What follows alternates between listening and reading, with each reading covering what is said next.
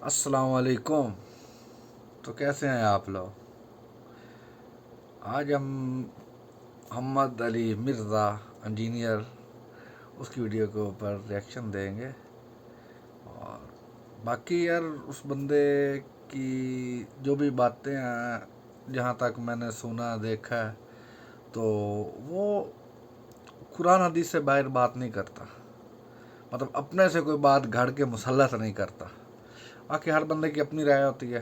चले हम देखते हैं जी उनकी वीडियो बुज़ुर्गों के बारे में है। आपकी वीडियोस देखकर कुछ लोग बुजुर्गों को बुरा भला कहते हैं, उनके बारे में आपका क्या मैसेज है? किस बुजुर्ग को बुरा भला कहा जी? ये जिसका सवाल है, ये मोहम्मद वसीम साहब, ये कौन है? हाँ जी, आप उस बुजुर्ग का नाम लें जिसे बुरा कहा गया है, और उसके बाद नाम लेने के बाद आपने कुरान और हदीस से उसकी बुजुर्गी साबित भी करनी है। हाँ जी, बताएं।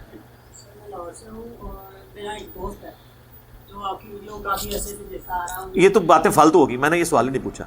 मैंने ये पूछा ये बुजुर्ग कौन है जिसको वो बुरा कहता है, वो बुजुर्ग कौन है? अली अजवेरी साहब को बुजुर्ग कुरान में कहीं लिखा हुआ है, हदीस में लिखा हुआ है? तो मुझे आप बता दें। लोग बुजुर्ग कहते हैं ना, तो गुरु नानक भी बुजुर्ग हैं। देखें, इस बात को आप मजाक के तौर पे ना लें, ये इल्मी डिस्कशन है। किसी शख्स का बुजुर्ग होना लोगों की नजरों में है ना। अगर कोई कहता है कि पुराना हो गया तो बुजुर्ग है, तो अशरफ थानवी बुजुर्ग नहीं है? तो बरेलवी तो कहते हैं अशरफ थानवी काफिर है। आला हज़रत का फतवा है उसामुल अरमैन में। तो खुद बुजुर्गों को काफिर तो बरेलवी खुद कहते हैं, लेकिन अपनों को नहीं, दूसरों को। तो जब आपके बुजुर्गों को बुरा कहता है तो आप बुरा ना माना करें। उस वक्त ही आपको ख्याल आता है कि बुजुर्ग सांझे होते हैं, जैसे कहते हैं मामा सांझ होंगी ने, बुजुर्ग सांझे होते हैं। तो बात है कि बुजुर्ग है ही नहीं है कुरान और सुन्नत की रोशनी में। हाँ, अब आप ये मुझे कह सकते हैं कि जी आप किस तरह कह रहे हैं बुजुर्ग नहीं है, हो सकता है हो। हम कहते हैं जो हो सकता है हो और हो सकता है ना हो, तो ये चीज काफी है कि उनकी बुनियाद के ऊपर किसी के साथ लड़ा ही नहीं जा सकता। जो बुजुर्ग डेफिनेटली हैं वो सहाबा और अहले बैत है, या वो बुजुर्ग जिनकी किताबें हैं सर, जिनकी तालीमात थी ना, आज वो बुजुर्ग देखें हमारे टेबल पे हैं, कितनी एहतराम से उनको रखा हुआ है। हमसे ज्यादा कौन बुजुर्गों का एहतराम करता है? तो अली अजवेरी हो, मोइनुद्दीन चिश्ती हो, और जितने जितने बुजुर्ग, ये लोगों ने डिक्लेयर किया ना बुजुर्ग। कुरान और सुन्नत में कहीं आया नहीं। फिर आप कहेंगे इन्होंने कलमा पढ़ाया। हम कहते हैं अगर कलमा पढ़ाना दलील है तो डॉक्टर जाकिर नाइक ने हजारों हिंदुओं को कलमा पढ़ाया है, तो बरेलवी देवबंदी डॉक्टर जाकिर नाइक को वलीउल्लाह क्यों नहीं मान रहे? पॉइंट तो है। ਤੁਹਾਡੇ बाबे की कोई वीडियो नहीं कलमा पढ़ाने दी। जाकिर नाइक दी ऐसी वीडियो ने कि वो मोदी खबीस ने उनको वहां से मुल्क बदर कर दिया इस वजह से कि इतने हिंदू मुसलमान हो रहे थे। तो सर बुजुर्ग फिर जाकिर नाइक ਨੂੰ क्यों ना मनिए? ਜਦੋਂ तक जाकिर नाइक ਨੂੰ वलीउल्लाह नहीं मनते सी ਤੁਹਾਡੇ किसी बाबे ਨੂੰ नहीं मनता, क्योंकि ਤੁਸੀਂ अगर क्राइटेरिया ये बनाया ना कलमा पढ़ाने का, तो जाकिर नाइक ने नहीं कलमा पढ़ाया, तो बरेलवी मानते हैं उसको वलीउल्लाह। फिर हम क्यों माने इनके? यही क्राइटेरिया था। लिहाजा कलमा पढ़ाना 90 लाख 90 करोड़ भी होवे सर, अव्वल तो किसी वेख्या नहीं, दूसरा वेख भी लो तो फिर आओ, फिर वो पता क्या कहेंगे, कलमा तो पढ़ाया है हिंदुओं को, लेकिन जाकिर नाइक जो है ना उसके कीदे ठीक नहीं है। सर यही मसला आपके बुजुर्गों के साथ है। अक्सर कब्र चाटू हैं, कब्रों से मांगने वाले हैं। हम उनके कीदों को कैसे सही माने? जब अली अजवेरी साहब कश्फुल माजूब में ये लिखें कि मेरा मसला हुआ तो मैं बाजीद बुस्तामी की कब्र पे जाके मैंने झाड़ू दिया और मेरा मसला हल हुआ, तो फिर सर अली अजवेरी साहब की कब्र पे भी लोग आके झाड़ू ही देंगे ना। कहते हैं पुराने बुजुर्गों ने कहीं नहीं कहा था हमारी कब्रों पे आके करो। सर वो कह के गए थे, कहना डायरेक्ट तो नहीं होता। ये कौन होता है कि मेरी कब्र त्याग करना? ऐसे तो नहीं होता। उलमा के बुजुर्गों के नाम इतने एहतराम से इसलिए ले जाते हैं ताकि जो मैं मरा ना मेरे पिछले भी इंजी नाम लैंड। कराची का मुफ्ती नहीं कहता हजरत तकी उस्मानी, जिसे हम कहते हैं ना हजरत अबू बकर सिद्दीक, वो वाला हजरत, इतना मोटा लफ्ज वो उनके साथ लगाते हैं। वो इसलिए कि कल को जब मैं मरूंगा ना तो मेरे शकीद भी मुझे कहें हजरत मुफ्ती फलां। तो ये क्या के जाते हैं, बेफिक्र रहेंगे, सब कुछ यही कुछ करके।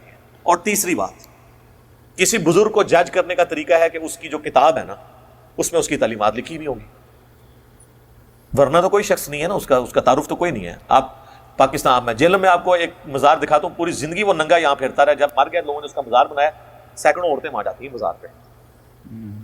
तो 1000 साल बाद तो ये भी कोई ना कोई बाबा होगा। तो फिर उस वक्त जब कोई उस जमाने का इंजीनियर कहेगा कि यार क्या दलील है,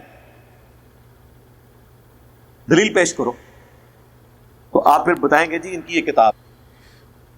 बातें तो सच्ची कर रहा है यार, गल्लां सच्चियां करन डया वा। اگر وہ کتاب ہوئی، ویسے نانگے حدیث کتابیں نہیں ہوں گی. اور جن کی کتابیں ہیں نا ان کتابوں میں وہ الفول چیزیں لکھی ہوئی ہیں کہ اس کے بعد تو حسن زن قائم ہی نہیں رہتا. پھر کہتے ہیں نہیں یہ کتابیں تھیں ان کی لیکن اب وہ تبدیل ہو گئی. اچھا جن کی کتابیں ہی تبدیل ہو گئی پھر تو کوئی پتہ نہیں کہ جو اس میں صحیح باتیں بھی لکھی ہیں وہ انہوں نے نہ کہی ہوں، وہ کسی نے ان کو بزرگ بنانے کے لیے ڈال دی ہو، اصل باتیں وہی ہوں جو غلط لکھی ہوئی ہیں اس میں، وہی ان کی تعلیمات ہوں. پھر تو یہ بھی ہو سکتا ہے.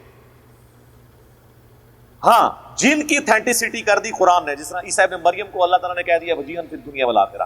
اب پوری انسانیت بھی اکٹھی ہو کے کہنا کہ حضرت عیسیٰ ابن مریم کی تعلیمات غلط تھیں یا وہ خود غلط ہے، ہم نہیں مانیں گے کیونکہ ان کے پیچھے قرآن اور سنت کھڑے ہوئے،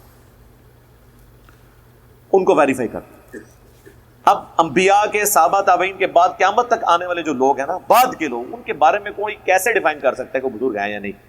لیکن ان تمام چیزوں کے باوجود کسی بھی بزرگ جو مر چکا ہے اسے گالی گلوچ آپ نہ دیں، رہ گی غلطی وہ آپ ڈنکے کی چوٹ پہ ہائی لائٹ کریں.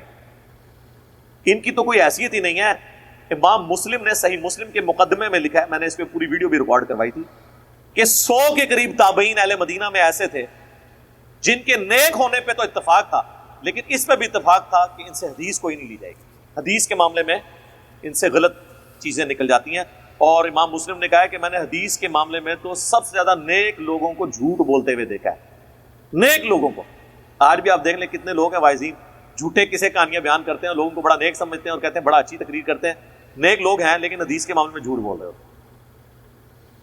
اور امام مسلم لے کے آئے کہ ایک زمانے میں یہ بھی مرض آیا تھا کہ جو مر گیا اس کو برا بلا مت کو، لہٰذا جنہوں نے جھوٹی حدیثیں. اچھا مزے کی بات یہ ہے کہ جہاں سے بور ہوتا اس کتاب کا اور مطلب حدیث کا حوالہ دیتا اور ساتھ میں باقاعدہ لکھا ہوا آتا ہے. تو آج کا تو جدید دور ہے، اگر آپ کو اس کی بات کو بھائی یقین نہ آ رہا ہو مرزا صاحب کی، تو نیٹ پہ آپ PDF کر لیں اور دیکھیں خود. ان کی برائی لوگوں کو نہ بتاؤ.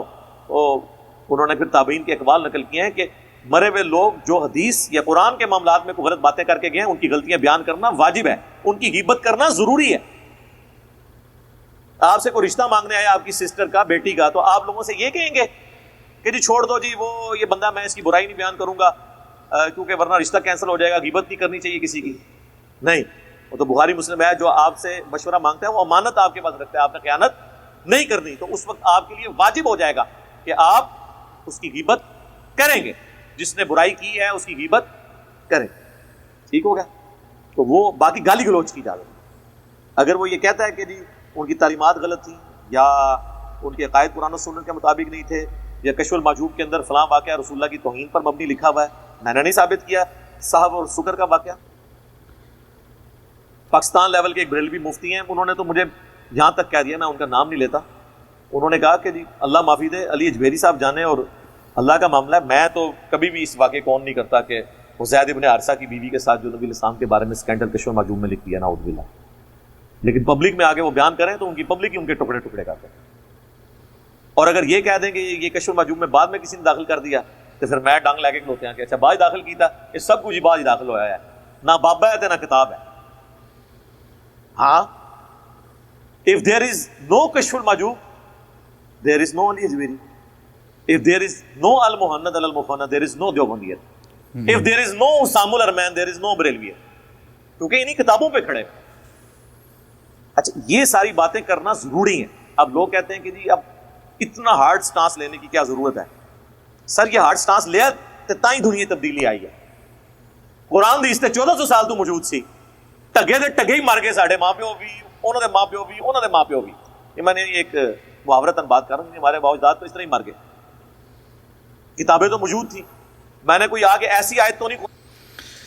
چلیں جی، کیسی لگی ہے آپ کو پھر یہ ویڈیو باتیں مرزا صاحب کی؟ میں سارے باتوں سے میں اتفاق کرتا ہوں، بہت ساری باتیں چیزیں ہیں اس سے میں اتفاق کرتا ہوں، اور یہ نہیں کہ بس اندھا ہو کے اتفاق ہی کرتا ہوں ان کی باتوں سے. جس چیز کے اوپر ڈاؤٹ ہوتا ہے، اکثر چیزوں میں ڈاؤٹ ہوتا ہے انسان کو، تو میں باقاعدہ بھی دیکھتا ہوں جا کے کہ یہ چیز فلاں کتاب میں فلاں جگہ پہ لکھی ہوئی ہے کہ نہیں ہے. تو باقی اللہ پاک جی ہم سب کو ہدایت دے. اللہ حافظ.